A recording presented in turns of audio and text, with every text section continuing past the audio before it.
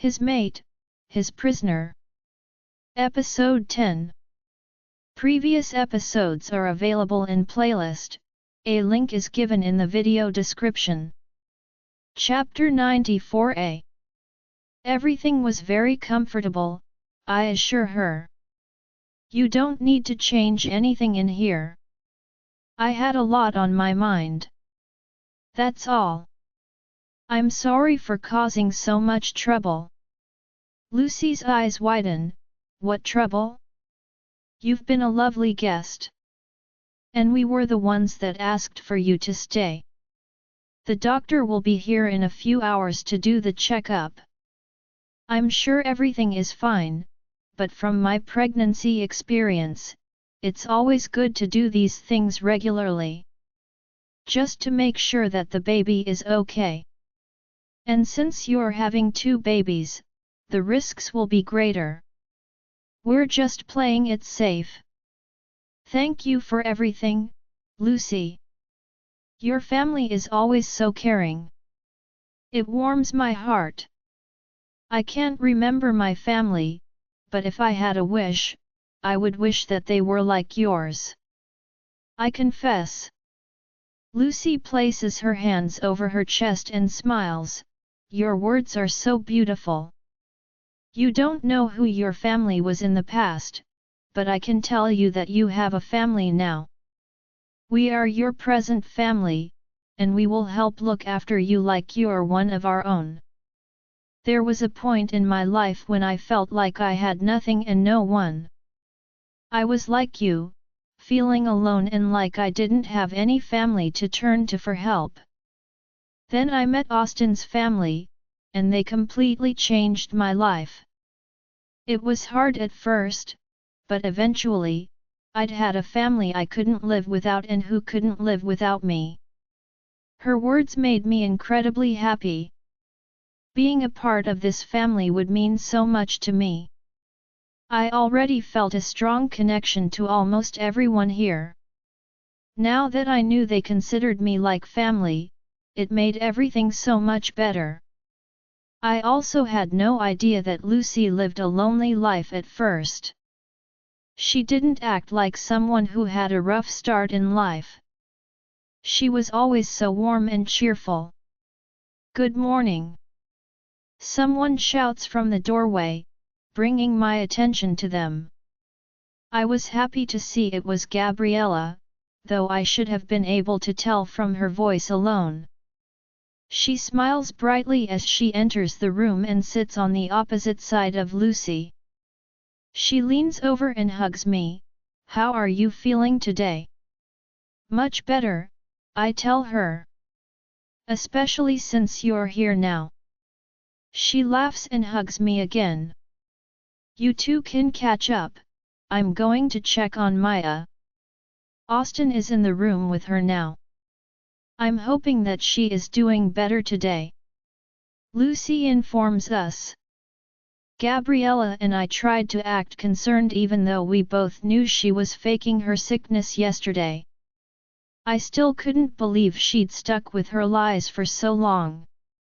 If Austin was in there with her now, it meant that she was continuing with that stupid, selfish act of hers. I hope she's doing better today, I tell her. Keep us updated. Lucy nods and exits the room. Nice one pretending to care. Gabriella laughs. I can't believe she's still trying so hard to keep the attention on her. Now that Gabriella was here, I knew I would need her help to cover these marks on my body. I was glad that Lucy didn't happen to see them. I knew that I wouldn't be so lucky if more than one person were around me at the same time, like how they were surrounding me yesterday. You look a bit distracted, Gabriella notes. Of course, she notices, she never misses anything. Can you shut the door? I ask her. I couldn't hide the anxiousness from my voice, and I didn't want anyone to hear our conversation. She looks confused but goes to shut it for me before she can ask any questions. Are you planning on changing into the dress Lucy brought for you? She asks me. Do you need my help getting into it? I do need your help, I confess. But not to change into the dress, I inform her. I'm unsure how to tell her about yesterday without making Kane look bad. I knew how the marks on my body would look to her. They would be a bit alarming for anyone to look at. What is it that you need my help with? She asks as she studies me. Do you need help standing? I shook my head. I have something to show you, but promise me that you're not going to freak out on me. Gabriella still looks completely lost, and she seems hesitant to agree when she doesn't know what I'm talking about. I can't promise to freak out when I don't know what you have to show me, but I can promise to try my best not to. I sigh and slowly remove the covers from my body. She didn't notice right away, and I had to wait for her to see what I was trying to show her. I push my hair to the back, exposing the bruise on my neck. Her mouth opens in shock. How did that happen to you? It looks like someone sucked you. I touched my neck once more. Someone did suck me, and that someone was her brother. How did I put it into nice words for her? Someone was in my room last night and did this to me. I finally say as I wait for her to catch up. Her mouth opens into a wide O, and she jumps up from the chair and walks up and down the room before she finally gets the strength to say, "Please don't tell me this was done by a certain someone whose name starts with AK. You said you will at least try not to freak out." I point out to her. "I'm not freaking out," she says in a high-pitched voice. "Why would I be freaking out? You have marks all over your body, and they were caused by my brother, who doesn't know he is my brother. Who also has a mate literally down the hall, possibly under the influence of a witch for all we know. Of course, I'm not freaking out. Why would I be?" She'd summed up our challenges pretty decently. I give her some time to calm down, and it takes at least a few minutes before she composes herself and returns to the chair next to me. "How exactly did this happen? Did he force you, or did you willingly offer yourself to him?" "He didn't force me, and I didn't technically offer myself to him." I try to explain. "What's that supposed to mean?" she asks me as she tries to make sense of my words. "Last night, I decided to leave my room to get some water from the kitchen, but when I got to my door and opened it, Kane was standing there. I noticed that something was clearly off about him. He didn't look as collected as he usually does. His shirt was torn, and his eyes were red until they became dark. I asked him if I could help. I wanted to know what was wrong. He wouldn't tell me. He just kept insisting for me to get inside and lock the door. Of course, I wasn't about to leave him in that condition. The longer I stayed by his side trying to find out what was wrong, the more he became frantic. He was scaring me, not because I felt threatened but worried for him.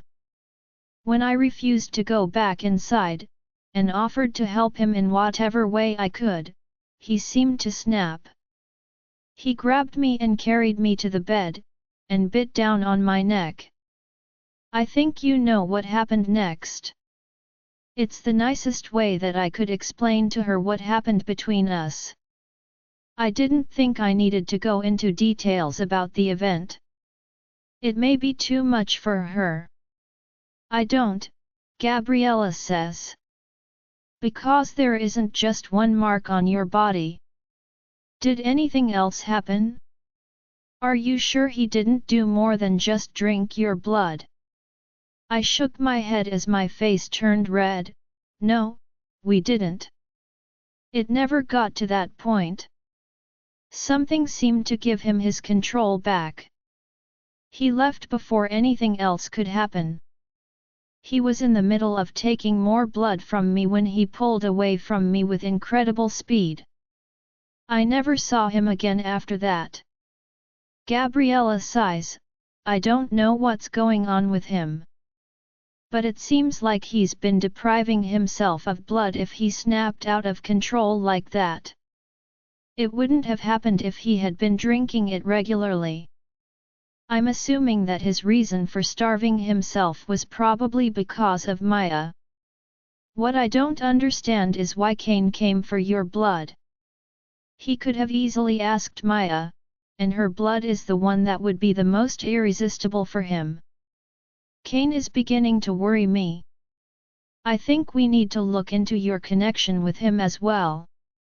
I don't think this is a typical infatuation. I think it's more than that. There is something that is drawing the two of you together. And from the looks of it, neither of you know how to control whatever it is that's happening between you. She was right, why didn't he go for Maya's blood? It was a question I still didn't have an answer to. We must help cover up those marks before anyone else sees them. She says as she walks into the bathroom and comes back out with makeup in her hands. We are lucky that they left this in here, or we would have been in some serious trouble. I could have lied and said that I was the one that had done that to you, but I'm sure that everyone would be freaked out about that. I want to laugh at the thought of anyone thinking she had done this. I sit still as she begins to cover my bruises one by one. She doesn't stop until everything is properly concealed. Did you see him? I ask her when she is finished and packing the makeup away. I was still concerned about him. I knew more than anyone else what last night would do to him. Cain? She asks. No, I haven't seen him, but I wasn't exactly looking for him either. Do you think he will be okay? I ask her. She studies me for a few seconds before saying, I'm sure he will be. You just gave him what he needed. If he was craving blood, and he gave his body what it desired, he should be back to his regular self by now. You don't have to worry about him. I know that her words should have calmed me, but they didn't. I wouldn't be able to relax until I saw Cain and confirmed for myself that he was okay. You should eat something, Gabriella says as she looks at my full plate. You're not only eating for yourself. I didn't feel hungry, but I did as she said. She was right, I wasn't only eating to feed myself. I had to take better care of my body. When I'm finished, I ask us to leave the room and spend some time with everyone downstairs. According to her, they were in the garden. I wanted to see Cain. It was my main reason for leaving the room. I had to see him. I was becoming desperate. Look who's joined us. Eden says as she gives me a big hug. While she's hugging me, my eyes begin to scan my surroundings. There is only one person I'm looking for. My breath hitches as I finally see him, and he looks just as troubled as I felt. He knows that I'm here, I can see the tension in his body, it's how I can tell. It doesn't look like he wants to look at me. I think that he was ashamed of his actions last night, or maybe he feels that he might snap again if he sees me. Are you okay? Isabella asks me. You look like you haven't slept for days. That catches Cain's attention, and he finally looks my way. He seems concerned by her words. His eyes scan my body from head to toe, and he doesn't look happy. It almost looks like he's searching for something, and when his eye zeroes in on my neck, I know what he's looking for. His marks on my body. I don't know what I was expecting from Kane, but I definitely didn't expect him to be disappointed to see that the marks he left on me are covered. I don't think he expected me to model with them on my body either, as much as I would love to do that. We both knew it would only cause trouble. I'm not sure what I was getting myself involved in. I kept putting myself in the position to get hurt. And I couldn't stop it even though I knew it was dangerous for my heart. I'm not sure what's happening between Kane and me. And I'm not sure what will happen to us in the future. I just know that I want to fight for this. But I didn't want to be someone that tried to take him away from his mate. But Maya wasn't the same as she was before. I wasn't even sure if she was the real Maya from how she acted. But what if she was the real Maya? What would that mean for us? Kane didn't seem to think that she was a fake. He didn't even think that she was under a spell like Gabriella and me suspected. What if we were wrong? It would mean that I was doing to her what I wouldn't want to be done to me. But it's not something that I'm doing intentionally. Whenever I'm next to Kane, I have no control. He makes me want things that I know are wrong. And at times, it feels like I would die if I didn't get a chance to be near him. My feelings for him were too intense for me to ignore. I could never get enough of Kane. Never. I want him every second of every day. And I don't just want Kane. I knew now that I no doubt loved him with every part of my heart. I loved Kane. I loved him so much. And I didn't want anyone else to have him but me. I wish I were stronger than this when it came to him. I wish I knew how to control myself. And from the way Maya acted around him, she didn't love him the way I did. She didn't want what was best for him. So then why shouldn't I fight for him? Why must I just sit back and let her have him? I can tell by just looking at her that she would make his life miserable. I didn't want that for him. If he didn't choose to be with me, I wouldn't want him to be with her either. Because being with her would only make him unhappy. And that's the last thing I wanted for him. Part of me wondered if the right thing to do was walk away. I quickly got rid of that thought. I wasn't going anywhere. Not now and certainly not anytime soon. I had to find out who this Maya was before I did anything drastic. I also had to prove that Kane was Gabriella's sister. He had to know the truth. I wanted him to know the truth. I wanted him to see that he had a family that loved him. I wanted him to know that he wasn't alone. We were all here for him, all he had to do was ask for help, and we would be there in a second. I don't think he even realizes that Gabriella has so much love in her heart for him. He doesn't know why she protected him in the past, but I knew the whole truth, and I couldn't wait for him to find out. I think that Kane realizing he wasn't alone anymore would help fill the void in his heart. He doesn't show it, but I know he wishes he had a family. And he thinks he will never have that again since his imposter dad and sister are now dead. While I couldn't wait for the truth to be out, I was still terrified of his reaction to finding out he had been lied to his whole life. I was thinking that we should take her home with us today, Gabriella says to Lucy, bringing my attention back to the people in front of me. Her ankle is much better, and as you can see, she can now walk. There isn't any need for her to stay longer. As much as I wanted to stay close to Kane, I knew Gabriella was doing the right thing. For now, it would be better if we stayed away from each other just long enough for me to get the answers that I was seeking. If I were around him, I would never be able to get anything done. I would be too caught up in everything that includes him. And it seems that I was also tempting Cain in multiple ways. If we kept this up, we were bound to be caught by someone in this palace. Are you sure this is what you want? Lucy asks me. You can stay here as long as you want. I've told you that you are now part of our family. We will always have a place for you here.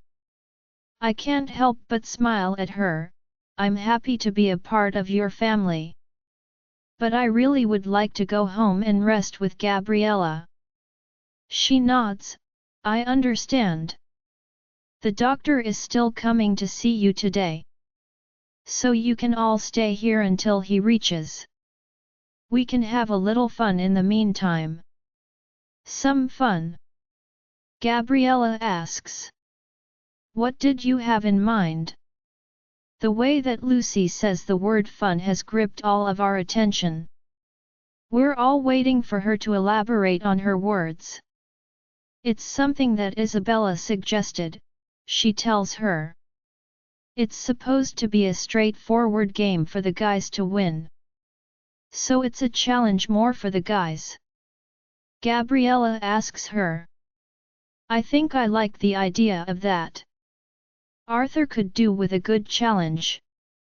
The men don't look as excited as the girls, and I wonder what kind of game Lucy was referring to.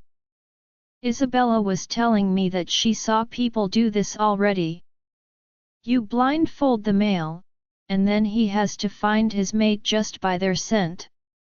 No touching, hugging, nothing.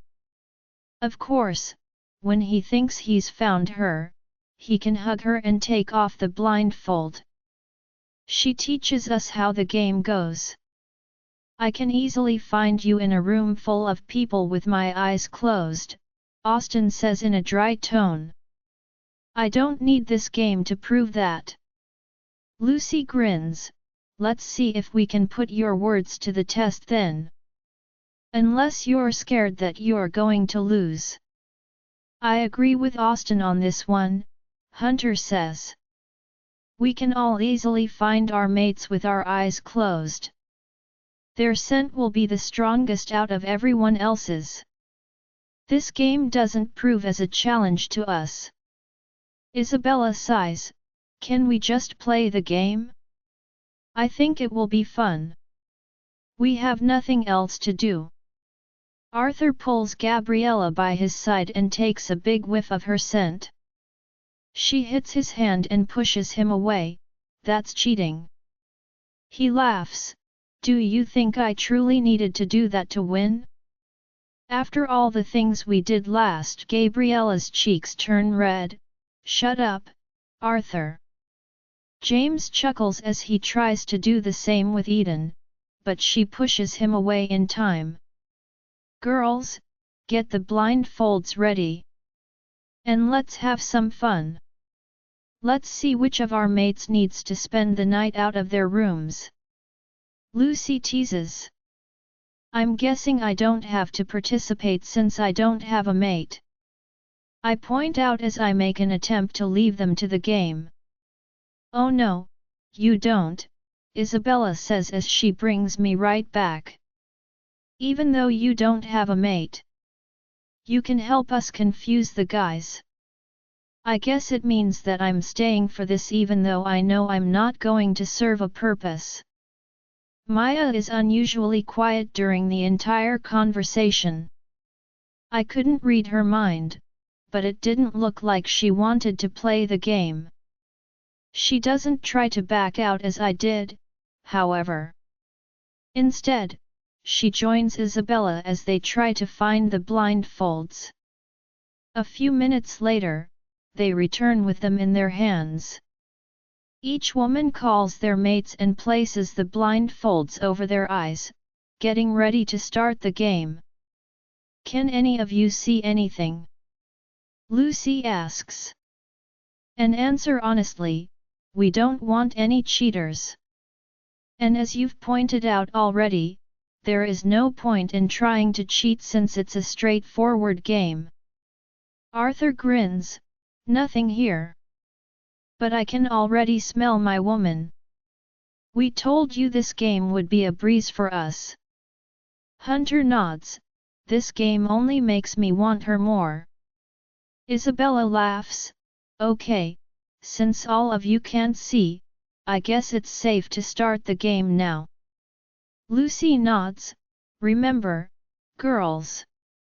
We can't make a sound when the game starts. We can't make this any easier for them. Who should start the game first? Eden asks as she looks at the guys. Let's have them go in order, Lucy says. Austin first since he claims he can find me in a room filled with people with his eyes closed very easily. Then James, Hunter, Arthur, and lastly Kane. Just let us know when it's time to start, Austin says. Start? Eden shouts. The girls try to move around a bit to distract and confuse Austin. I hold in a laugh as he practically follows Lucy everywhere that she goes. She's trying to make it hard for him, but he is right, he can find her quickly even with his eyes closed. I know you're moving around, Austin growls. Lucy laughs when he jumps forward and grabs her waist, pulling him towards her. He doesn't even remove the blindfold as he leans down and kisses her. Shouldn't you have taken off your blindfold first before you kissed me? She teases him. He pulls it off finally and quirks a brow, why would I? I was sure that it was you. She rolls her eyes, I won't make it this easy for you the next time we play this game. He groans, why does there have to be a next time? James goes next, and just like Austin, he finds Eden very quickly amongst the rest of us. She doesn't try to move around as Lucy did, making it much easier for him. Hunter, your turn. Lucy informs him. Isabella tries to hide behind Lucy, trying to make it harder for him. It's hard for all of us to keep our laughter in. He smirks, I think he knows what Isabella is trying to do. He makes it look like he's about to grab Lucy, but in a quick second, he pulls Isabella out from behind her and removes his blindfold. Isabella pouts, that's unfair. You should have had it harder. Hunter shakes his head, I thought you would be happy that I won? Should I have pretended to lose to make you happier? Isabella tries to act annoyed, but she can't hide her happiness that he'd found her without any problems. It was Arthur's turn now. He and Kane are the only ones left in blindfolds now. The other men can now sit back and watch as everything unfolds.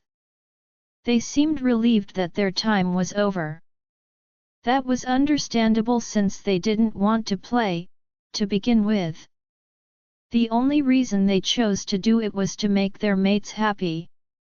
From what I've learned from these men, they live to make their mates happy. And I don't blame them, they have some of the most precious women I've ever met before in my life. Arthur moves around, pretending to be lost, but we can see the smile on his face. He's purposefully annoying Gabriella, and it's working. She stands still, waiting for him to come to her, but also signals Lucy to go next to her. When Arthur finally attempts to grab her, she jumps to the side, and he mistakenly holds Lucy instead. You lose. Gabriella teases him. He removes the blindfold and growls as he lets Lucy go, you cheated. You were right there.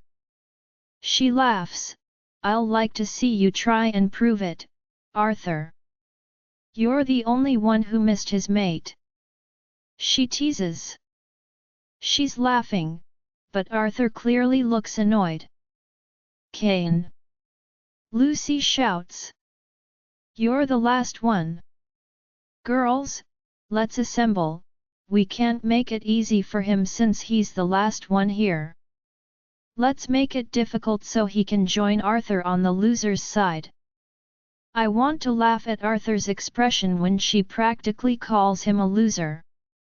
Even though they cheated, it was fun to see at least one of them had lost. We needed a win on our team. After all, the girls wanted to play the game to begin with. I didn't want to see Cain choose Maya. Just like everyone else, he would be able to easily find her amongst the rest of us. For some reason, he looks hesitant. Like he isn't sure, and he's the first to look that worried. It bothers me. He doesn't look like he's enjoying the game, he seems to dislike it more than everyone here did. He walks toward Maya, but I'm surprised when he passes her straight.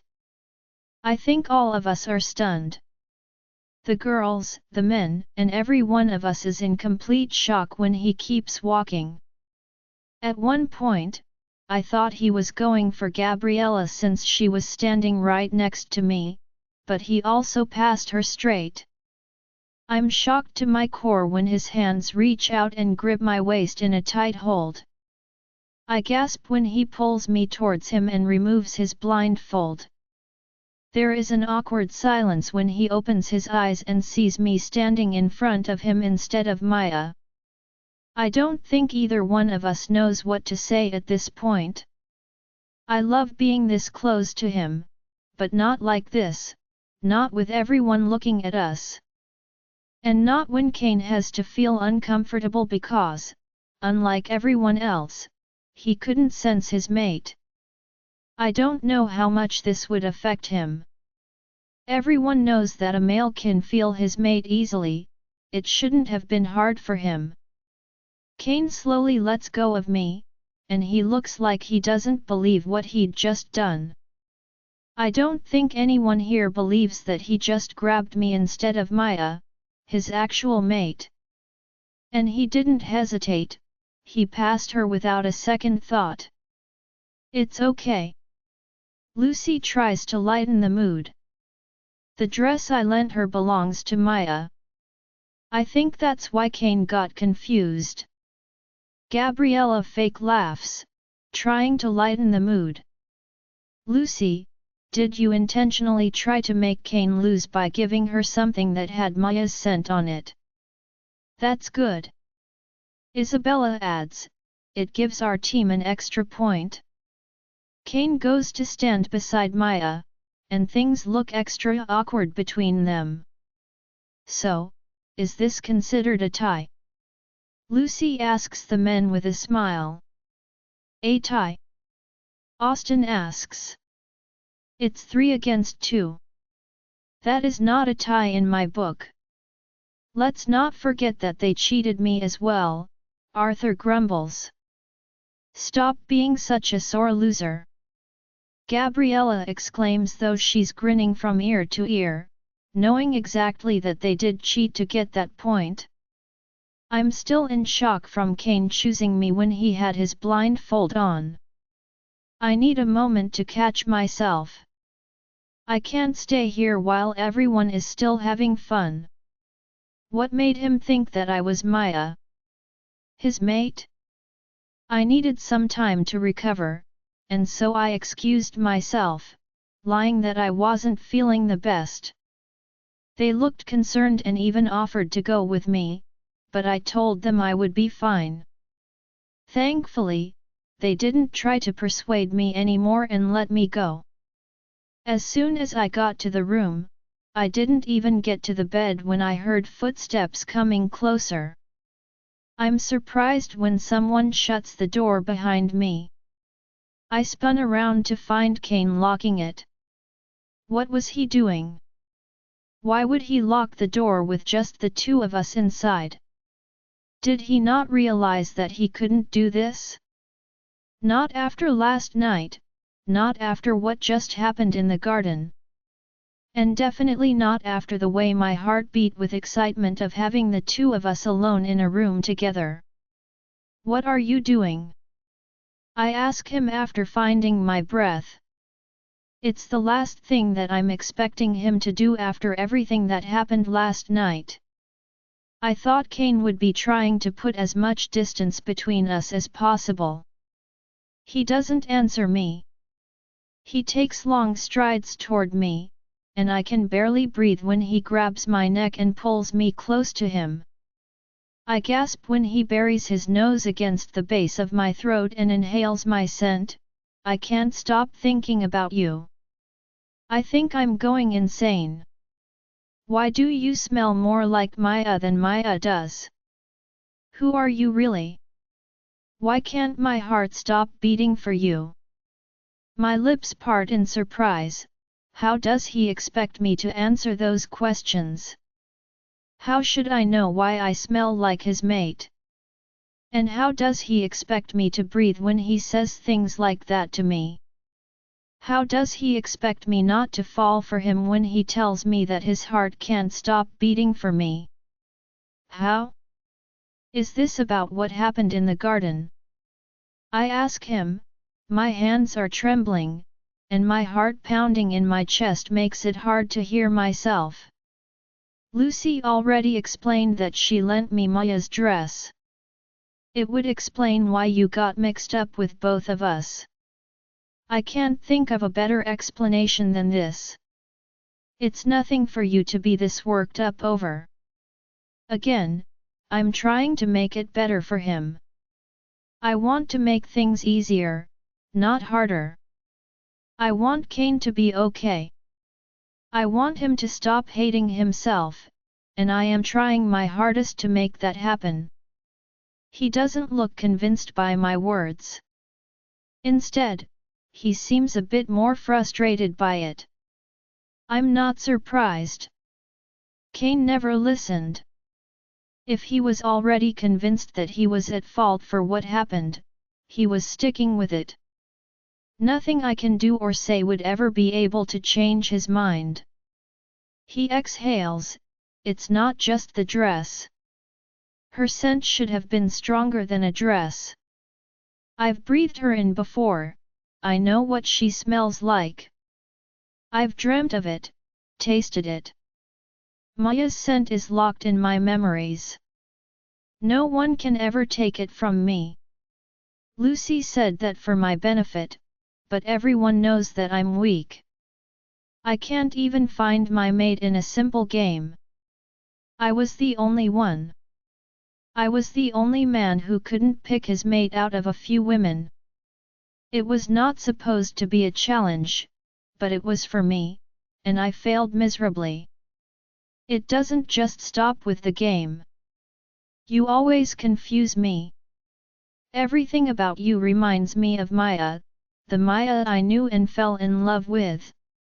How is that even possible? I thought that when I finally found Maya, everything would change. But look at me now. I'm worse now that she's here. It makes no sense to me. You make no sense to me. Everything about you, it's like a puzzle that I can't seem to figure out. For once, I want to understand you. I want to understand why I'm so conflicted whenever it involves you, a woman with no name. I bite my lip and try to control my racing heart. I'm not sure what he's trying to say to me. What was his purpose behind telling me these things? How should I react to them? I don't know what to tell you, Kane, I whisper. We know I'm not Maya, so it makes no sense why I remind you so much of her. Something must be wrong. I'm just as confused as you are. I wish things weren't this way. All I wanted was for you to be happy, and just like you, I thought that you would be happy when Maya was back in your life. It seems that we were both wrong about this. You look the most miserable now that Maya is back in your life. I don't think anyone else, but you can answer the questions in your heart. Only you will be able to explain why you're feeling this way. No one else. I want to tell him that I believe that Maya is under a spell or possibly an imposter, but I know that he isn't likely to believe me without proof. And I already agreed to keep this between Gabriella and me. The only other person that knew was Arthur. And we had to keep it that way until we had what we needed to prove our allegations. I watched as he paced in front of me. Left to right. Something I was getting used to seeing. I can see the battle he's having within himself, the feelings he's trying hard to keep hidden. He's fighting to find the truth to these same feelings that he wants to hide, but I don't think that he's winning the fight. My breath gets stuck in my throat when he finally turns and pins me with his intense gaze. I can't move. Not when he's looking at me like that. How does he do it? How does he make me freeze on the spot? Why does my heart flutter so much in his presence? I have just as many unanswered questions as he does. We're both screwed, it would seem. Messed up in our own bitter ways.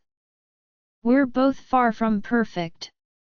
My knees feel weak when his eyes scan the areas he left marks on my body.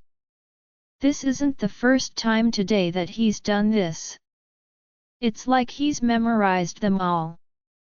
I can almost tell what he's thinking, but I'm not prepared for when he opens his mouth to speak. Please tell me.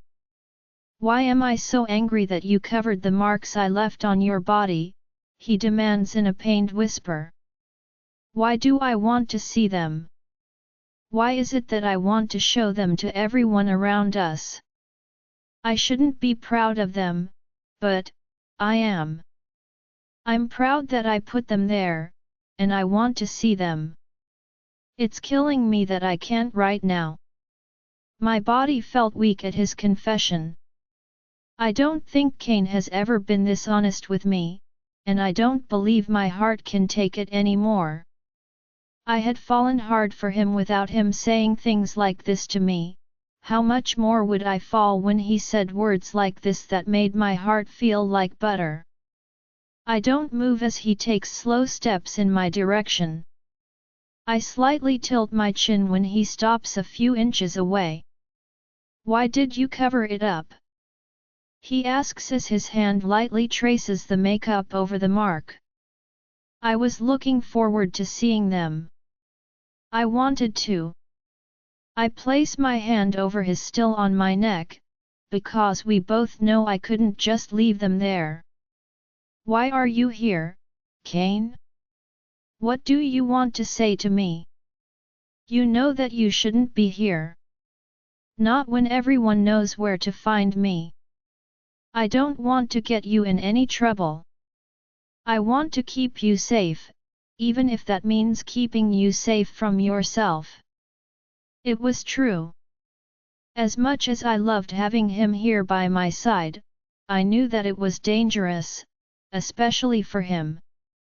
If he didn't want to keep himself safe, I would have to do it for him. He groans. I came to apologize to you. I'm sorry for what I did last night. I tried to stop myself, but I've been unable to control myself recently, especially around you. What happened last night should have never happened. You didn't deserve what I did to you. I even left you there still bleeding without a single apology or explanation for why I did that. I know that an apology isn't enough for what I did, but it's all I can do for now. Even I don't have an explanation for my unforgivable actions recently. But I hope that you will accept my apology. Why doesn't he realize by now that he doesn't have to apologize for things like this? I'm always willing to do anything that could help make him happy or at least make his life easier than it was.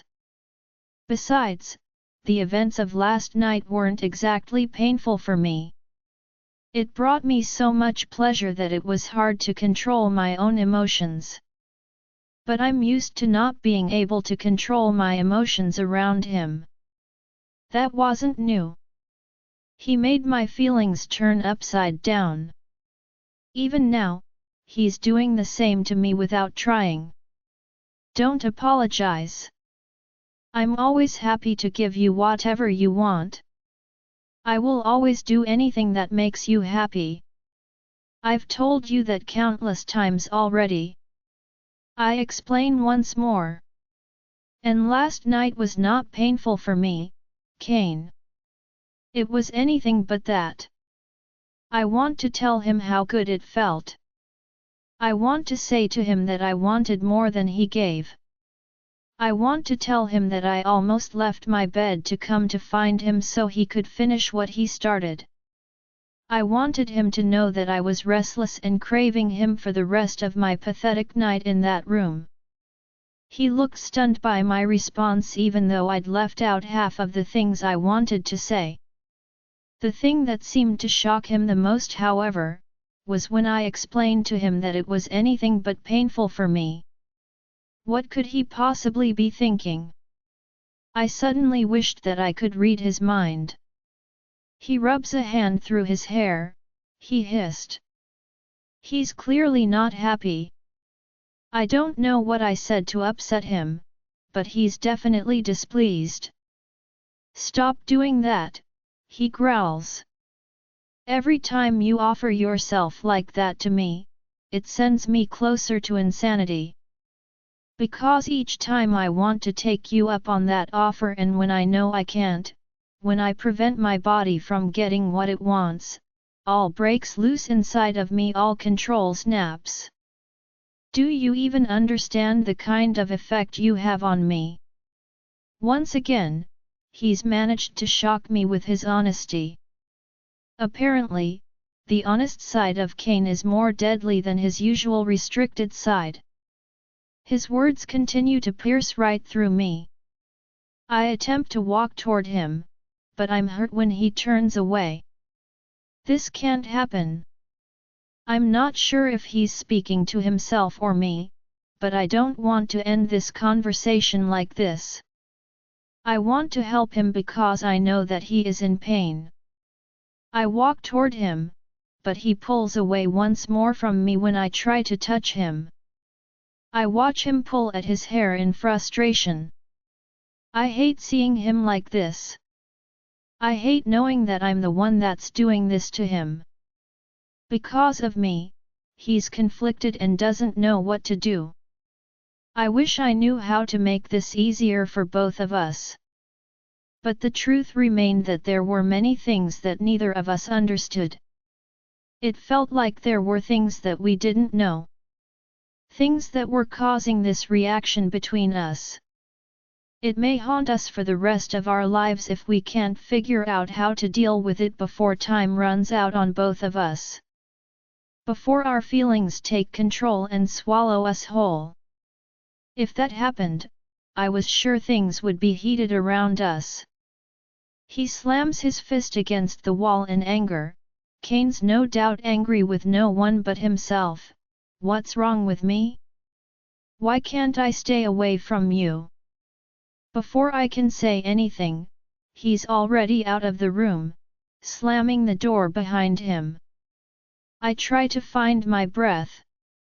I didn't realize that I was even holding it in. I don't see Kane again after that. I'm not sure if he left the palace or if he was locked up in his room. Either way, the doctor saw me and confirmed that everything was okay. Lucy and everyone else was pleased with his report and allowed me to leave without kicking a fuss again. I was glad for the escape. Things were too crazy in just one day. I don't think either Kane or me would be able to survive another day around each other.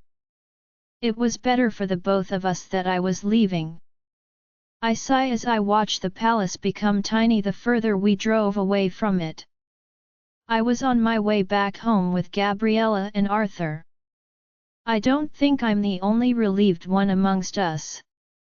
They weren't saying a word, and I could tell that they were caught up in their thoughts. I can't tell if it's about me or Kane or us both.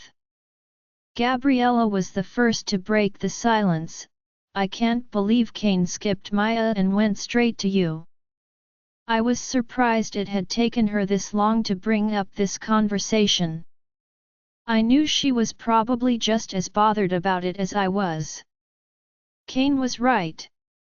He should have been able to sense Maya even though I was wearing her dress. How much of her scent could have even been on that dress? There was no way that's the only reason he was able to choose me over her. He said something troubling to me, I confess. After I went to my room, he followed me. He said that I smelled more like Maya than Maya did. That doesn't make any sense, Arthur says. No, it doesn't. Gabriella agrees. So there is definitely something wrong. There is one thing I can think of that could explain what's happening to him, Arthur says suddenly. It's possible that you are also his mate.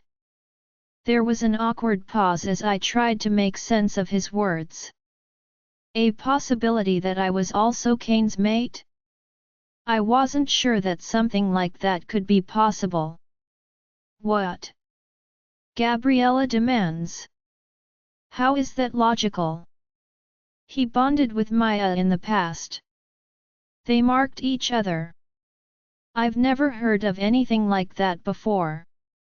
The only possible way I can see something like that taking place is if Maya is dead, and we can all see that she is still alive.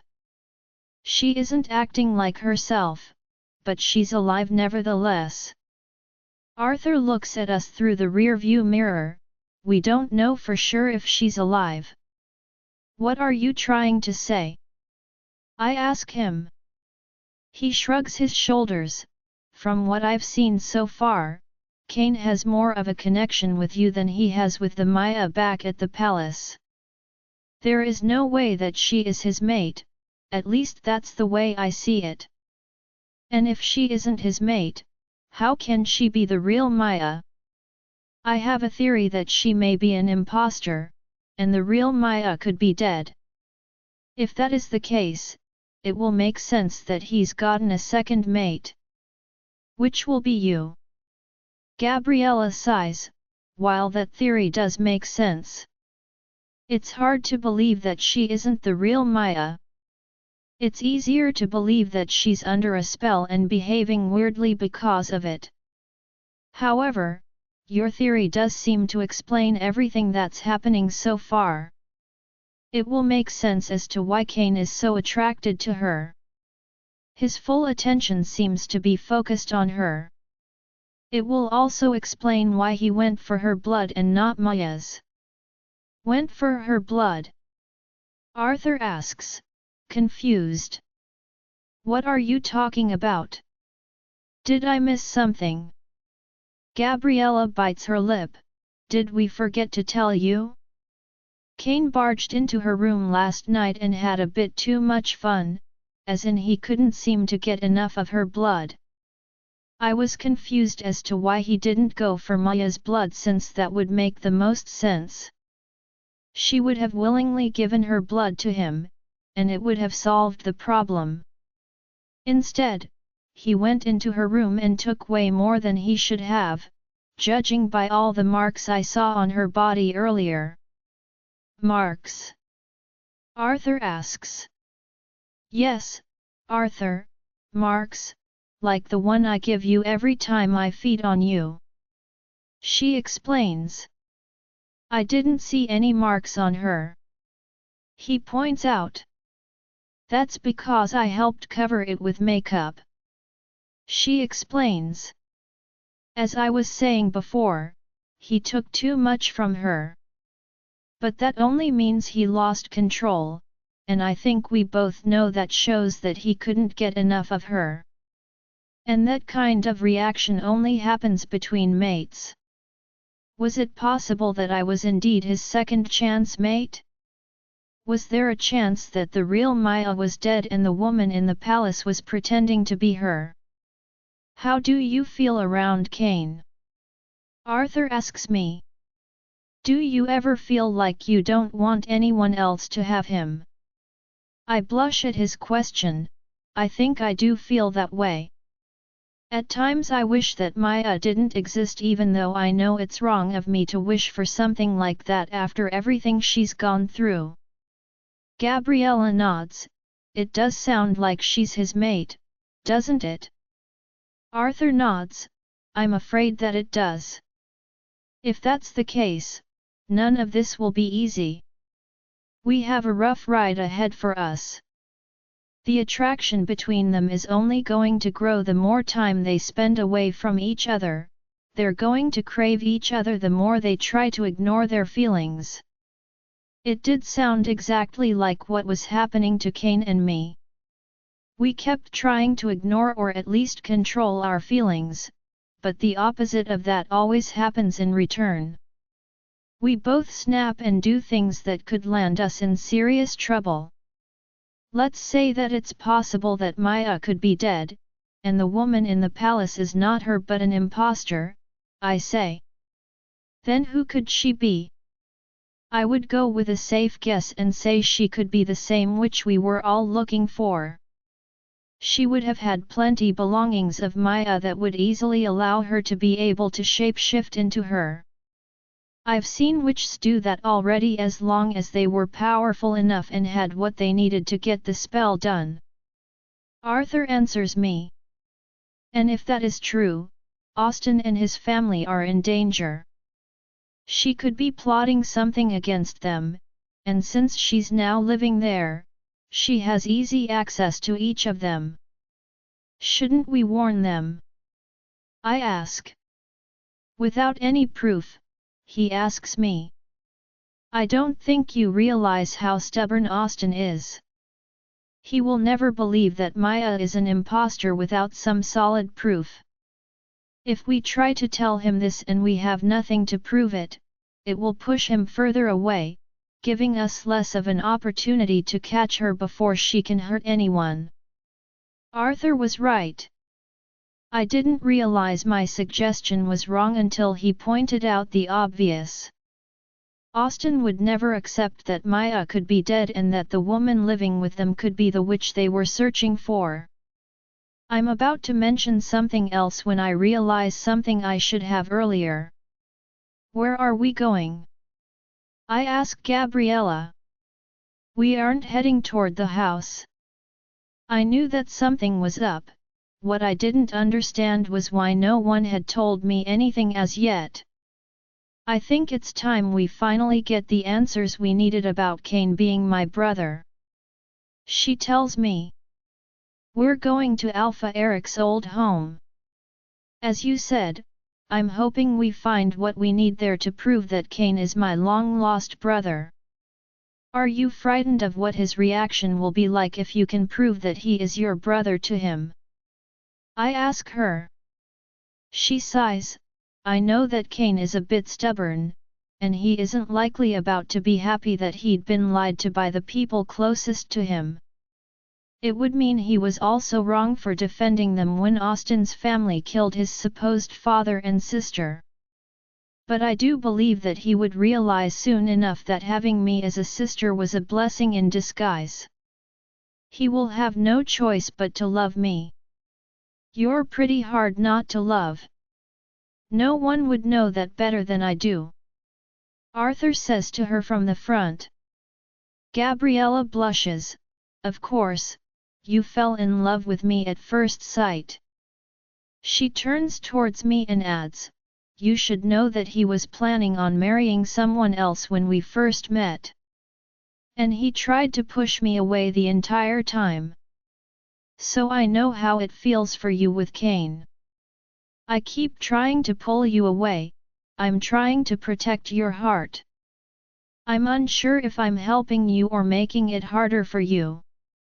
Let's assume it's true that he is your mate. I think that I may be causing more damage than good. No one knows how hard it is to stay away from your mate as I do. I've suffered a lot trying to put distance between Arthur and me. When all of this is over, I'll take the time to sit down and tell you about Arthur and me. Our life before we were finally able to settle down and start a family together. It wasn't always like this. We had a rough time also. I squeeze her hand. I'll be happy to listen to the entire story. We're here, Arthur says to us suddenly. Already? I bit my lip, we were so close to finding the truth. Gabriella looks at me, and I can see the uncertainty and hope in her eyes. It was time. Time to prove that Cain was indeed Gabriella's brother. Are you ready? Arthur asks us. I don't think either of us was ready for this. We weren't even sure that we would be able to find anything that would be useful to us. Cain's fake father would have wanted to hide all the evidence that proved Cain wasn't his son. It's crazy that Cain had a family that was alive, and he didn't even know. And now we would fight until we found the evidence we needed to show him the truth. I exit the vehicle with Gabriella, and Arthur checks around to ensure we are the only ones here. We weren't sure if this place was truly abandoned. And we were trying to make this trip as successful as possible without anyone ruining it for us. He returns a few minutes later. Everything looks clear. It doesn't look like there is anyone around. It's safe for us to go in. The first thing I noticed when stepping into the house was that it was definitely not a little one. Apparently, Cain's father had enough money to build a nice home. Cain's father was rich. I ask. I didn't mean to say his father. I meant to say his imposter father, I added after the look Gabriella gave me. Rich because of the number of people he'd stolen from. We already know he wasn't the best person in the world. And neither was his daughter, putting Austin under a spell, making him think he was in love with her, plotting to kill Lucy, and trying to wipe out Austin and James's Pax. Those two caused too many problems. It's why they are dead now. They made too many people suffer. Hearing these things from Arthur and knowing the story from Cain, I can see why there is so much tension between him and Maya. They were never meant to be together, with so many things tearing them apart. It would be too much for anyone to handle. If I weren't in love with Cain, I would have been amazed by their passion. Despite what went on with their families, they still found a way to love each other. I wish I didn't have to stand in the way of that. I wish I didn't have to love him as I did. I wish the connection weren't there since the first day I met him. I take another look at the house. I could tell that we would be in here searching for a long while. I'll take the upstairs, Arthur tells us. You two can search here. What exactly are we looking for? I ask Gabriella. She shows me the locket on her neck, something like this. According to my parents, Cain also had one when he was taken on that dreadful day. I'm not sure what Eric did to it. It would make sense to get rid of it. He didn't want anyone to know that Cain was not his son. And I'm sure he wanted to make sure that Cain was the last one to find everything out. I don't know the full story of my parents. There are things they've still kept from me. They seem to have many enemies they've kept from me for my benefit. From the little I know after speaking to my other siblings, I don't think Eric was one of them, which would mean he was helping out a friend to do their dirty work. Something that small may take forever to find, I point out. And it's just the three of us. In that case, Arthur says, we should all stop talking and start searching before we get company. I'm still not so sure that this place is entirely abandoned. There could be enemies lurking around. I'll be happy if we can finish up here and get out before we can be spotted. He was right. We needed to find the proof to show that Kane was Gabriella's brother, and after that, we had to get away from here. Something about this place gave me the creeps. And after learning how horrible Kane's father was, I didn't want to be here for long. There is no telling how many of his followers were still alive and looking for a chance to cause trouble.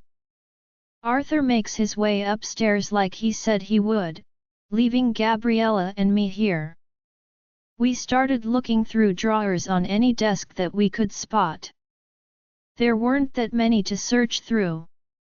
There was nothing in those things that could help prove that Kane wasn't Eric's son. There were a few pictures with the three of them together, none were baby pictures or when they were children.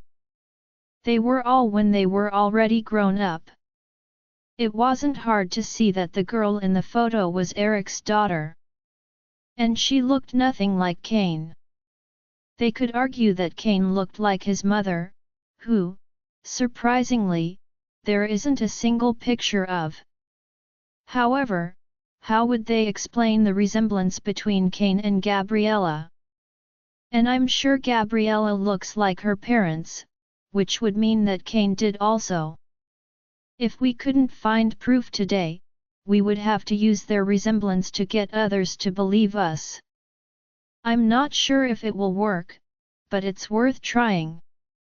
I think it will be easier to get the others to accept us than it will be to get Kane to agree. The only ample proof we had was that they were both hybrids, half vampire, half werewolf. Gabriella pulls at her hair in frustration. None of these pictures. None of these papers. Nothing here is helping my situation. I want nothing more than to tell Kane the truth. I want to embrace him and show him that he isn't alone. But I can't do that without proof. I've been trying to find it, and just like today, there is nothing that is helping my situation. I rush to comfort her. This is far from over. Arthur is still searching upstairs. We know that if there is any proof, Eric would not have left it out in the open for all of us to find it. We just need to keep searching. I'm sure that it is here somewhere. From what you've told me about this man, I believe that there is a chance that he wouldn't have gotten rid of everything that could prove that Kane was your brother. I believe that he would have kept it to use against your family one day. If he was still alive, I'm sure that he would have done it. Gabriella sighs, and I can see that my words have helped. You're right. I can't give up now. We're close to finding what we need. How about we join Arthur? I ask her. Let's see if he has more luck than us. She nods. I hope that's true. I can save you the trouble of walking up those stairs to meet me. He tells us as he walks towards us. There is nothing upstairs as well. Eric hid the evidence well, just like we knew he would. We know it can't be out in the open, I say. Then there is something that we must be missing. There has to be a hidden door or something. Somewhere that he kept all his important stuff. She's right, Arthur says as he begins checking the wall for any sign of a hidden door. We do the same as him, but again, we find nothing that can help us. I hate seeing Gabriella this upset. I'm used to her calm and cheerful nature. I sigh and try to look around some more. I didn't want to leave this place until we found what we were searching for. I refused to let this go without spotting the one thing we needed. I had to do this for Kane and also Gabriella. I wanted to help them both, after all, they would have done the same for me. Do you notice that? I asked Gabriella. That rug seems out of place. Like it doesn't belong there. She follows my gaze. Like it's hiding something. She says to me. Arthur removes it, and we all pause at what we see next. The secret door we were hoping to find. A basement, Gabriella whispers. Arthur pounds on the lock until it's broken and opens the door wide for us to climb down. I'm hoping there isn't anything like a pile of dead bodies down there. It wouldn't be surprising from the man's awful past and the things he's done to people. No dead bodies so far, I say thankfully as I get my first look at my surroundings. It looks like where he planned all his attacks, Arthur says as he watches the board in front of us. The last thing here is the plan he plotted to get rid of Austin's family. The plan that failed big time. That plan is why we're here. Gabriella mumbles. He messed up all of our lives in some way. Kane wouldn't have had to suffer like this if he wasn't in the plan. Should we start searching? I ask her. We need to get out of here soon. We've already stayed for too long. She nods. Let's search as quickly as we can. We can grab some stuff and take it with us if it becomes too much. I watch as Arthur and Gabriella search through some more drawers. They're desperate to find that one thing that can give us what we need. My eyes are suddenly drawn to a painting in front of me. I slowly walk towards it and run my hands over it. I don't know why it caught my attention, but I can't seem to look away. I removed it from the wall and continued to stare at the little boy in the painting. Somehow I believe this is what Kane would have looked like at the age of 9. What are you doing? Gabriella says right behind me. Her closeness surprises me, and the painting drops from my hand and smashes to the ground. I gasp as the glass shatters and makes a mess around us. At least we don't have to clean that up, Arthur says. My eyes narrow as something stands out to me. I bend over and pick the cloth up in my hand. It must have been inside the painting. It looks like a baby's blanket. Look at the symbol, Arthur says to us. I did, and I know where I saw it before, on Gabriella's locket. This can only mean one thing. This was the blanket they had wrapped Kane in as a baby. They must have taken it when they'd kidnapped him. Gabriella takes it from my hand and opens it. We are both shocked when we see the locket wrapped neatly inside. This was it. The proof we needed. Kane was indeed Gabriella's brother. We didn't need anything else to make others believe us. I sigh with relief and turn to Gabriella with a huge grin. She's smiling too, and Arthur looks happy to see his mate like this. I can't believe it, she whispers as she hugs the blanket to her chest. We finally have it. There is no way that Kane can doubt me now. He must know I'm telling the truth when I say that he is my brother and that I love him with all my heart. We can finally start our sibling bond after losing out on it for our entire lives. Kane Maya slams the door loudly as she exits the bathroom. She wasn't speaking to me after what happened today. I'd tried to talk to her multiple times already, but nothing was working. She was pissed with me, and even that was putting it nicely. I couldn't blame her. What I did earlier was unforgivable. Not to mention what I did last night. If I thought I had to tell Maya about what happened with the girl before, I wasn't sure that was a good idea anymore. Not with the way she was reacting now. Please, I beg as I walk towards her. Just talk to me. She laughs. Talk to you? Talk to a man that's so weak that he can't find his mate amongst 5 other women. You weren't even in a crowded place, Kane. It shouldn't have been that hard for you. Your actions embarrassed me in front of everyone.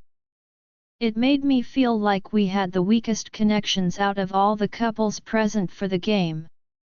How do you think that would make me feel? She demands. And all of this is no one else's fault but yours. Everything is your fault. You caused this to happen. You made us look bad in front of everyone else. Not me. You're an embarrassment. I can't believe out of everyone else, I'm stuck with you. Lucy's mate found her quite easily. The same with Eden and Isabella. And even though they cheated Arthur, it's quite clear that he also won the challenge. You're the only one that couldn't do it. What happened? Why couldn't you find me? And even if you couldn't find me, why did you choose an entirely different woman? A woman that I don't even like. Maya's words were excruciating. I knew that she was angry and had every right to be, but I didn't think that there was ever a chance that she would try to make me feel this bad on purpose. I knew that I was the only one that had failed, I didn't need her to remind me. It was on my mind every second of the day since it had happened. I didn't help the situation when I ran after Giselle's maid the moment that it happened. I should have stayed and comforted Maya, yet she was the one I had gone after. Why? I had no clue. Well, I did have a clue. 1. She smelled like Maya. More like her than the woman who looked like Maya in front of me. And because of that, I wanted answers. Answers that I was hoping she would be able to give to me. Of course, she didn't have the answer I was seeking. But she made me feel like I was about to combust into flames. I was never supposed to confess the things I said to her today. They just slipped out, and it felt like I had zero control over my mouth. I was spilling things that I promised to keep inside of me, forbidden feelings and desires that were supposed to be buried and never brought back to life. I went against all of that today. I guess I figured that I couldn't mess up more than I already had. Choosing another woman while my mate watched? I was a disaster. And it seemed like every day, I found a new way to make life difficult for myself. I couldn't wait to see what my body had planned for tomorrow. I take a step toward her, and she says, "Please don't come near me. I can't stand being close to you after what you did. I want my space, and I think that's best for the both of us right now." I close my eyes and try to calm myself before opening them back to look at her. At this point, I was forcing myself to feel something for the woman in front of me. It should never be like this. It's never been this way before. "I'm sorry," I finally whisper. She didn't deserve the things I was doing in front of her and behind her back. You have every right to be angry with me. What I did earlier is unforgivable. I know this. I'm sorry for being so weak when you need a strong mate, someone who doesn't keep messing up. If you give me a chance, I promise to make it up to you. I promise to work harder to fix what we have. I know there has been a strain in our relationship because of me, and I'm willing to work hard to make things right. The way it should have been since the beginning. Maya crosses her arms over her chest and narrows her eyes. I don't think you mean those words. I lost our baby Cain, and you have done nothing to help me recover. You're continuously worried over another woman. Didn't you think I would realize that she's the one you've been running after since I returned home? Don't you think that I see you staring at her? And you don't think I see how she looks at you? At first, I thought I was crazy for thinking my mate would be so stupid to do things like that in front of me, but after what happened today, I know I'm not mistaken. Something is going on between the two of you, and after everything I've gone through because of you, I'm saddened and disappointed that you would still treat me like shit. My jaw clenches, and I can't find the words to say to her. Every word that she said was the truth. My attention has been on another woman when it should have never been, not when I found her back. My attention was always supposed to be only on her. Maya, she stops me from saying anything else. You can't try and deny it. I'll never believe you. I saw everything with my own eyes. It's time for me to speak. You've done enough, you've said everything you needed to. How would you like it if I did the same thing to you? Would you enjoy seeing me with another man? If they had blindfolded the women, would you have been happy if I had chosen Arthur instead of you? Do you think that's something you would have enjoyed seeing? I've had enough of this.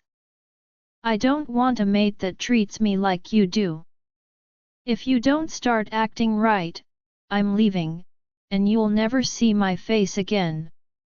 Whatever we have will be over. If you still want me in your life, I suggest that you start treating me like your mate and not some random woman you picked up from the street. The thought of never having Maya in my life again sends my body into instant panic. I don't want to lose her. I don't want to lose my mate before I get the chance to love her the way I should have since the beginning. I crossed the room and closed the distance between us. She doesn't stop me as I pull her into my arms. I'll never look another woman's way again. This is my promise to you. I'm sorry for the way I acted. I wish I had an explanation for why I did it, but I'm grateful you're willing to give me one more chance. I'm not going to let you down again. No matter what, I will be the mate that you have needed from the beginning. I promise you, Maya, I will love you the right way. No one will come in the way of that. Not anymore. Maya, we are on our way to Gabriella's home. She didn't want Austin and his family to suspect what was happening. The three of us were the only ones that knew Cain was definitely her missing twin. And she wanted to keep it that way until we had Cain next to her parents. She would break the news to everyone during dinner. I couldn't stop my heart from racing against my will. I know that this was a big day for Gabriella and Cain. It was also a big day for me since I cared deeply for both of them. I knew this would be a blessing for Cain, but he wouldn't see it that way at first. It would take him some time before he finally saw it the way that everyone who cared about him saw it. Where are you heading? Gabriella asks Arthur all of a sudden. This is not the direction to my home. We will be late, and I don't want Cain to arrive before we do. For all we know, they could already be there. I left the invitation and already spoke to Lucy. The last I heard, they were getting ready to leave home. Arthur keeps one hand on the steering while using the other to scratch his chin. I asked some old friends to meet up with us. He explains. They might be able to give us an idea of what was happening between Kane and her. He tells Gabriella as he looks at me through the mirror. How could anyone possibly explain what was happening between Kane and me? If we couldn't explain it, how could some random people that didn't even know us be of any help to us? Who are these friends, and why didn't you mention it to me earlier? Gabriella asks suspiciously. It did seem a bit skeptical since Arthur usually never kept anything from her. They discussed everything before going forward with something. Who exactly were these people that he wanted us to meet? Gabriella narrows her eyes as she waits for him to give a proper explanation. She doesn't look happy that we may be late for the dinner either. I wasn't sure that they would show up, he confessed. I didn't want to get your hopes up. I'm not even sure that they can help. I heard some things about them. If it's true, maybe they will be able to explain certain things that have been happening. It didn't take long to reach our destination, which was on the side of the road, in some area that I couldn't recognize. We've never taken this route before. I watch as a jet black Jeep pulls up in front of us. It's bigger than the ones I'm used to seeing. 3 men that shared a resemblance exited the vehicle. They all had a dominant look about them. I know it's crazy, but even how they walked was powerful. One would think these men controlled the wind as they moved. They're billionaires, Arthur explains to us. And they attend the Angelites Academy.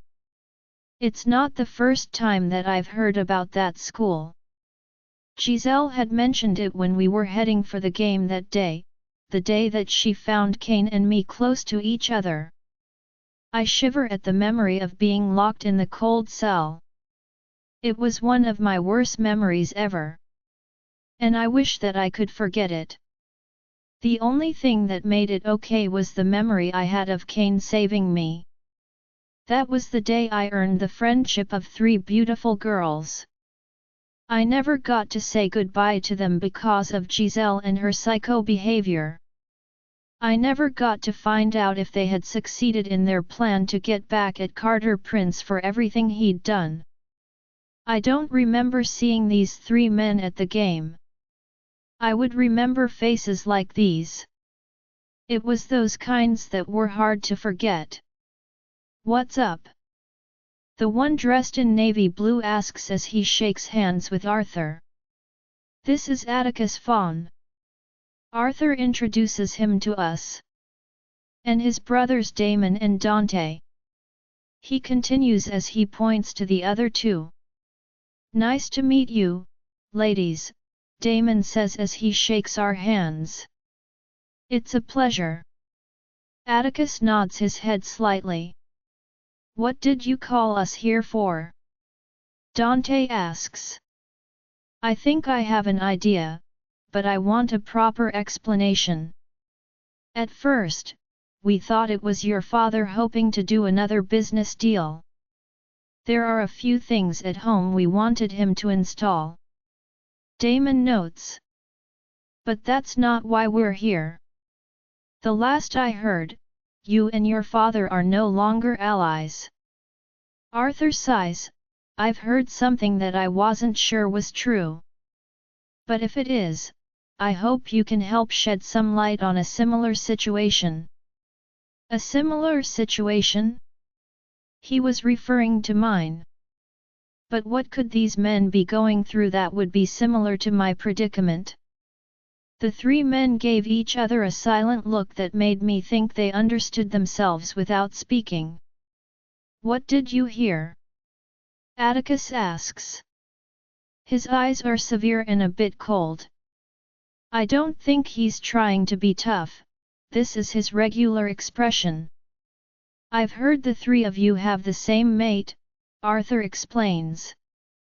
His words helped everything he'd said to us in the vehicle make sense. This is what he was referring to.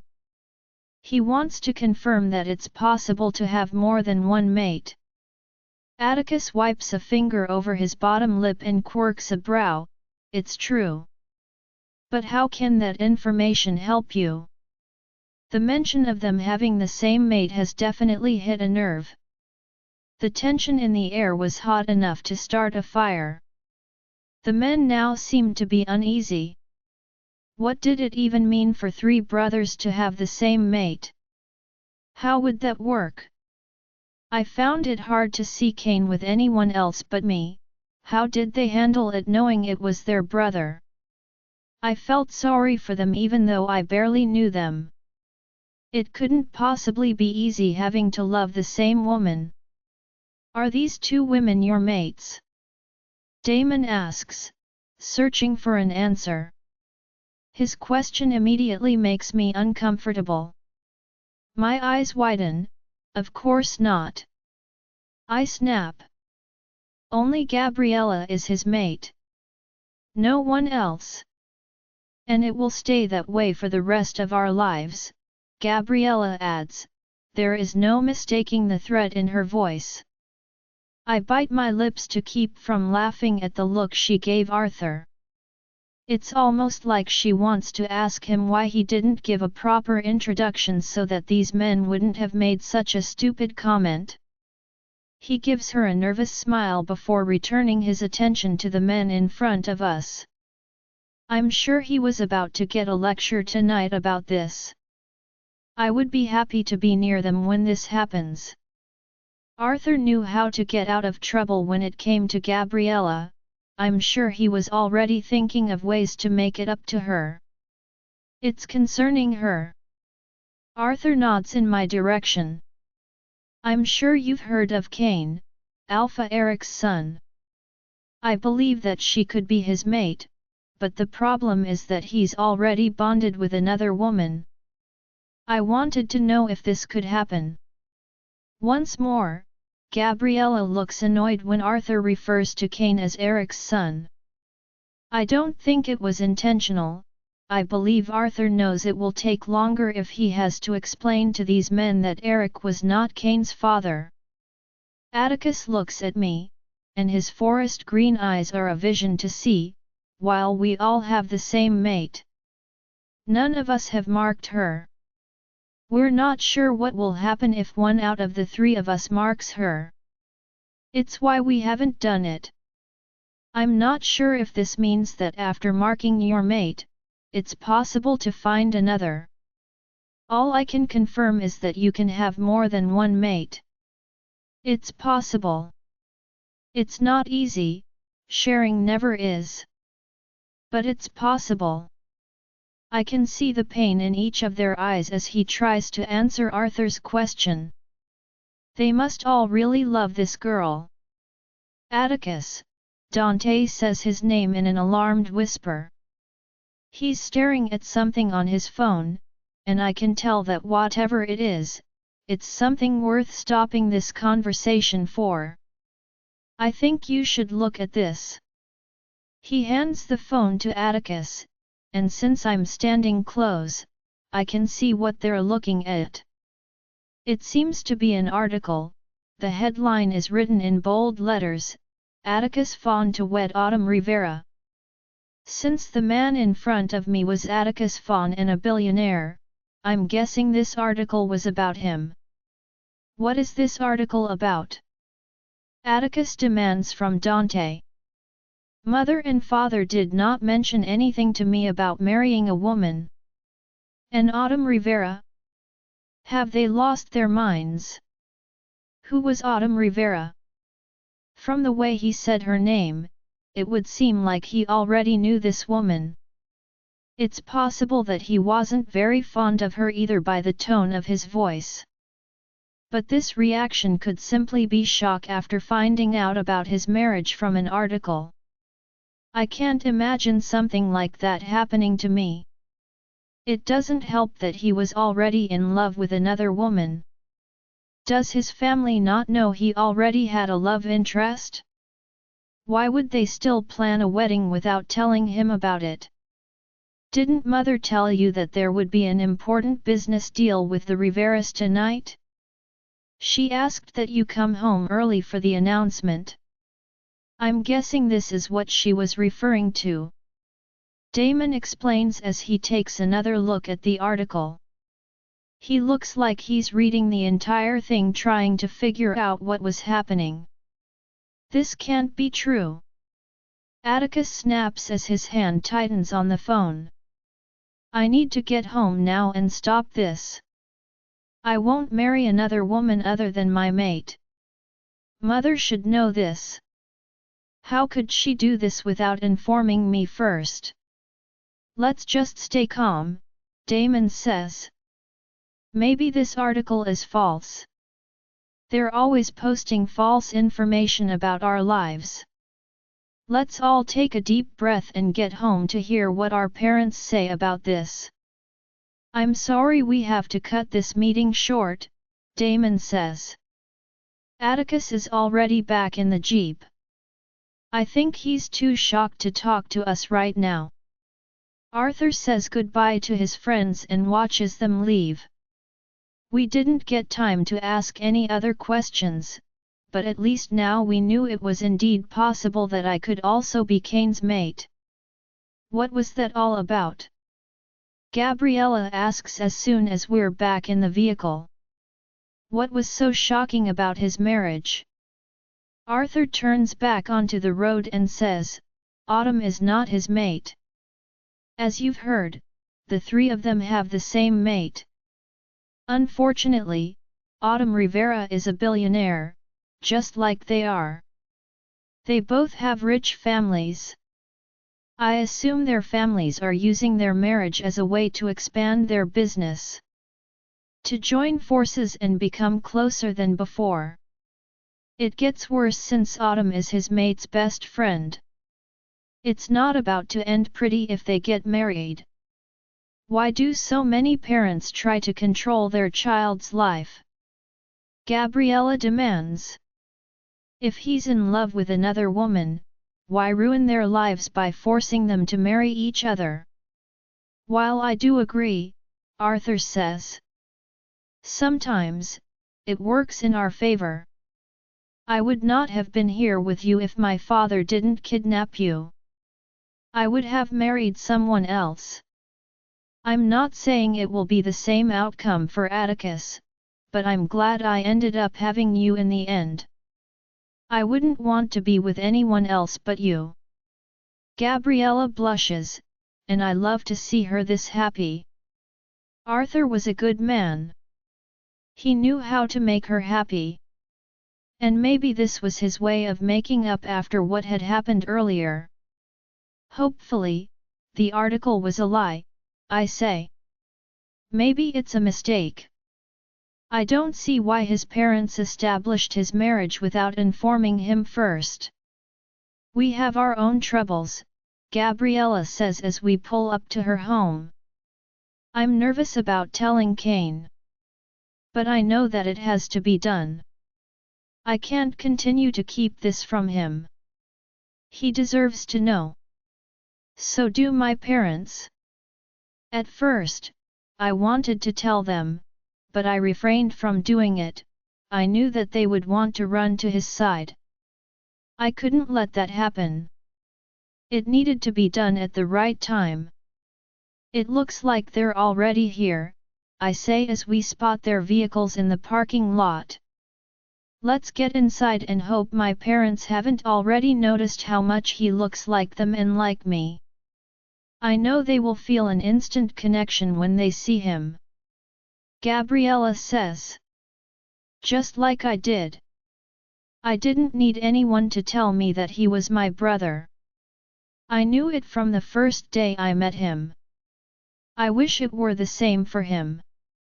Maybe it would have been if he knew he had a long-lost twin. It was easier for me because I was already searching for him. You are in luck, Arthur says. I can still see them. They must have just arrived. See, sweetheart, I didn't make you reach late. We're just in time. As soon as his words hit me, I spot Kane.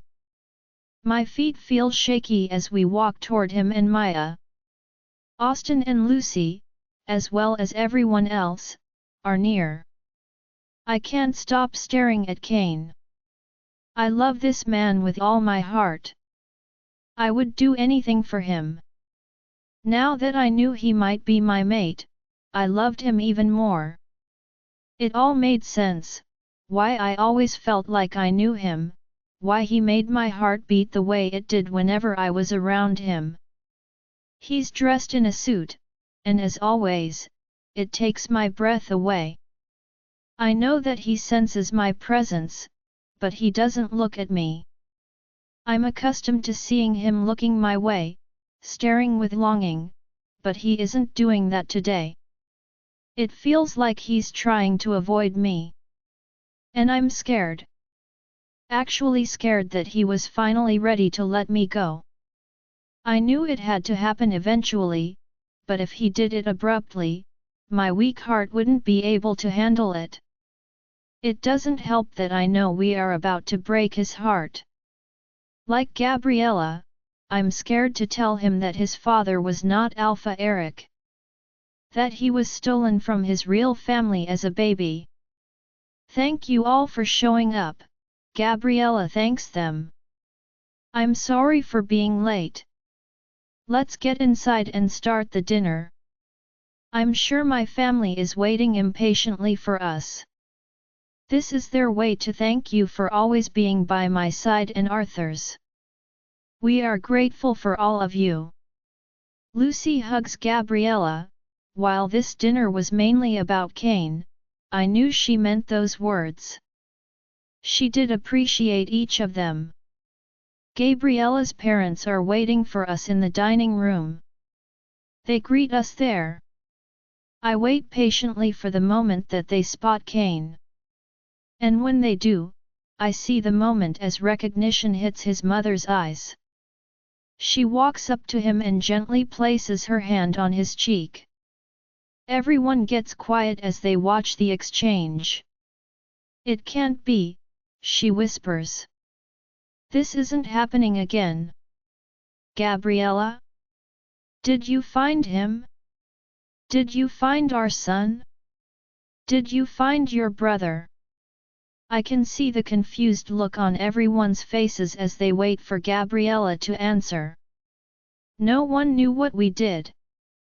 But they were about to find out. In a few minutes, the secret would be out. Everyone would know Kane's true identity. You are him. His father says. You are our son. Kane removes his mother's hand from his face and steps back.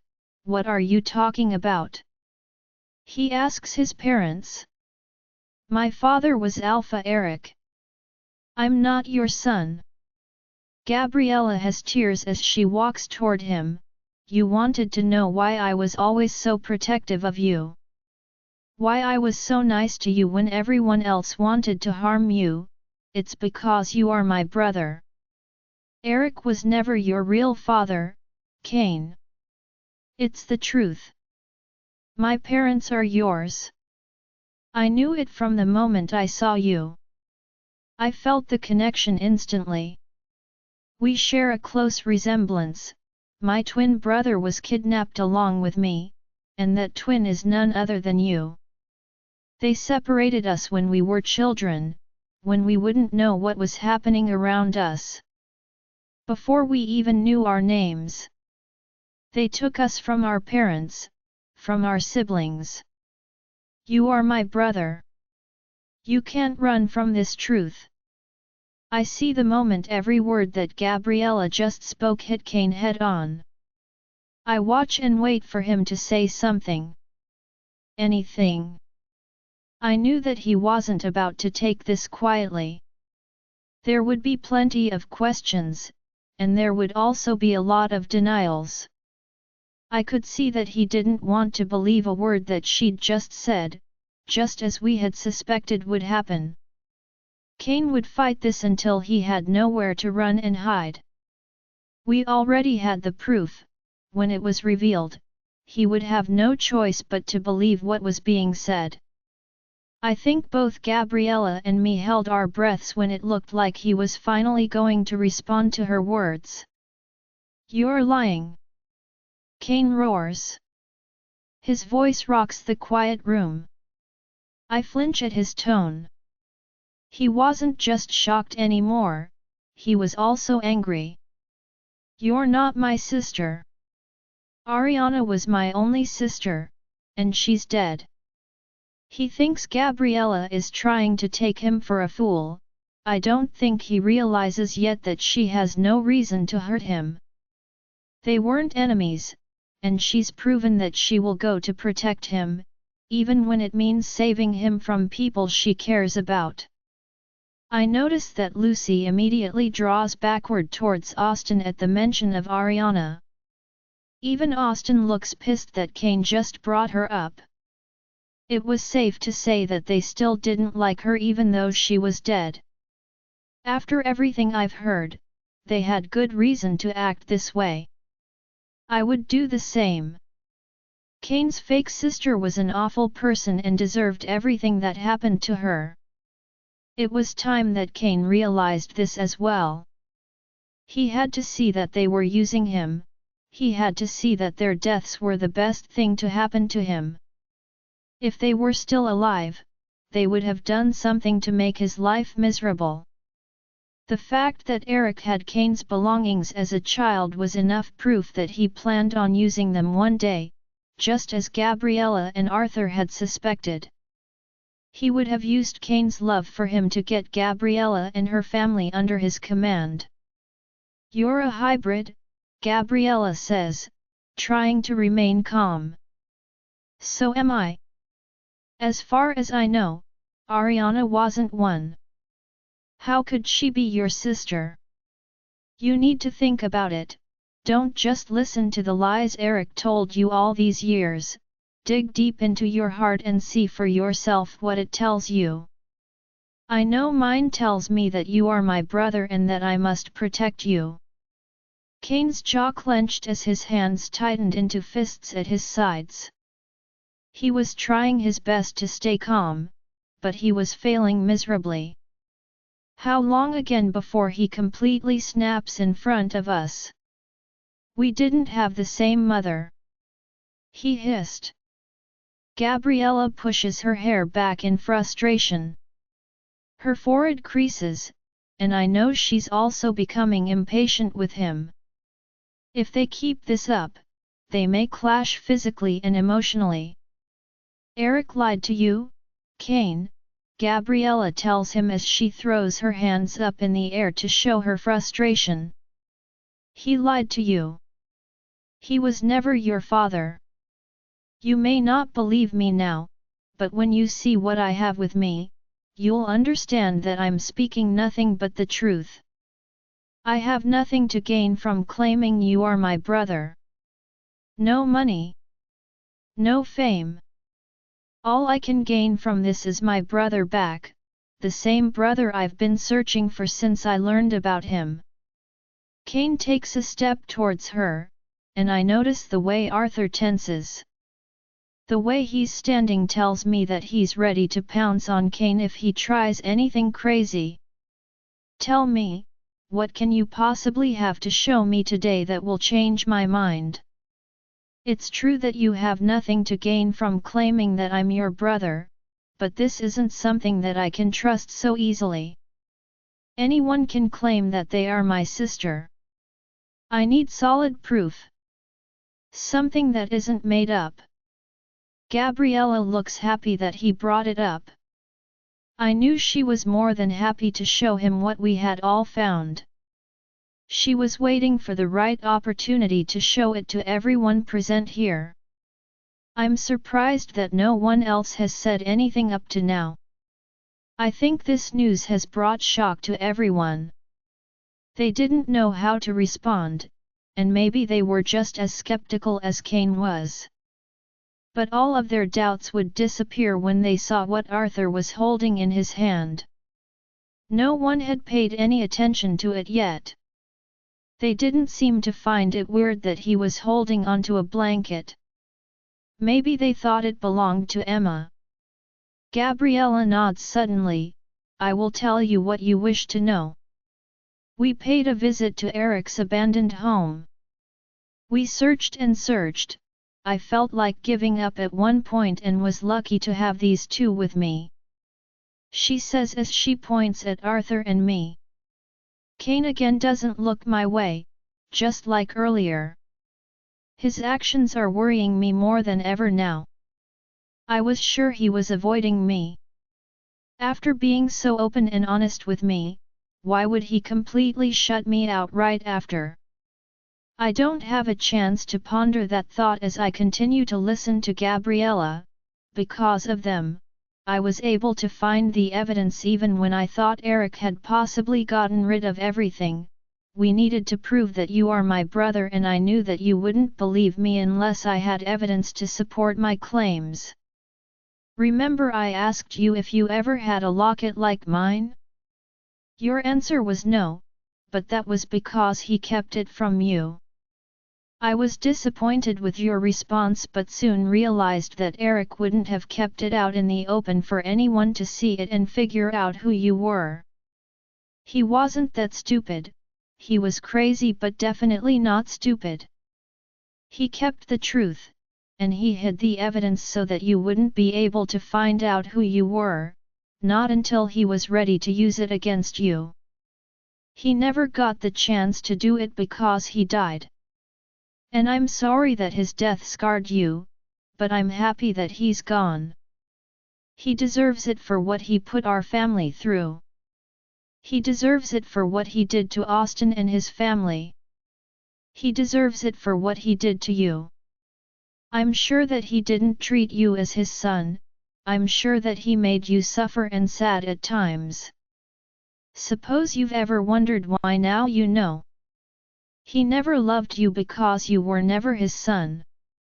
You were just another weapon that he didn't get a chance to use. You would have gone the rest of your life thinking this man was your father if I hadn't found you. Do you understand now how evil he was? Do you believe me now? Kane's eyes are wide, and he looks like he's about to go insane. I look at Maya, waiting for her to go toward him. I'm waiting for her to try and help him remain calm. She doesn't do any of that. If anything, she looks happy that this is happening. It's almost like she's glad to see him in pain. This is another sign that this woman was not the old Maya. This was also another sign that I was his mate. I was the one that felt every shock and pain this news brought to him. His pain was mine. I felt like I was the one who'd just found out their whole life was a lie. And I'm the one that's dying to rush to him and remind him that everything will soon be okay. Stop lying! Kane eventually roars as he glares at her. How dare you say such nonsense about my father? He's dead. Dead. My sister is dead. They're both dead. Gone. They are no longer a part of this world. They're no longer here to prove that everything you say is bullshit. How can you try to make them out to be such villains? Why can't you just let them rest peacefully? Gabriella doesn't look surprised by his outburst. I'm not either. This may look bad, but we both knew he was beginning to see that she was telling the truth. It's why he's acting out more now. He's starting to realize that everything was indeed a lie, and it's taking a toll on him. She looks at me, and I nod at her. It was time to show him the proof. There was no use keeping it from him now. He was ready. Without even realizing it, he was prepared to learn the truth. Gabriella takes the blanket from Arthur, the locket is still wrapped inside. She's careful not to let it slip out. She hands it to Kane, and even though he doesn't want to take it, he eventually does. His hands are shaking as he slowly unwraps it to reveal the locket inside. His parents gasp as they recognize the blanket instantly.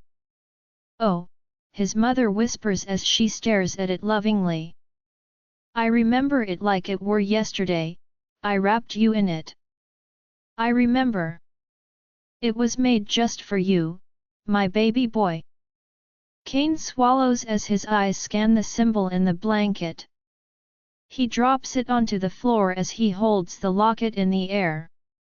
I watch as the little thing swings in front of him. Kane is in denial. He's also in shock. He's now learning the truth, that his entire life was a lie.